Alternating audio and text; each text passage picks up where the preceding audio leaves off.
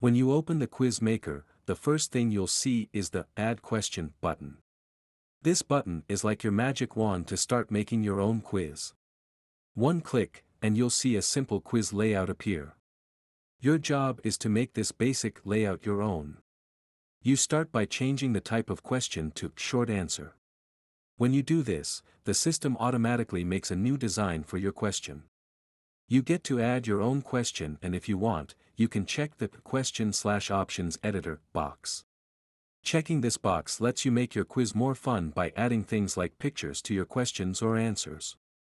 Next up is the Answer Information button. This is a secret spot where only the system and you, the teacher, can see what you type.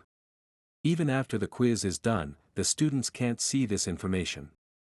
You can make your quiz really shine by adding pictures, adding media, giving points to different answers, including notes just for you, the teacher, and even writing in more details. All of these things help make the quiz a unique and effective learning tool. To make sure you don't lose your work, remember to save often. It's also a good idea to check out your quiz before you share it with your students, to make sure it looks right. This lets you fix any mistakes or problems before the quiz goes live.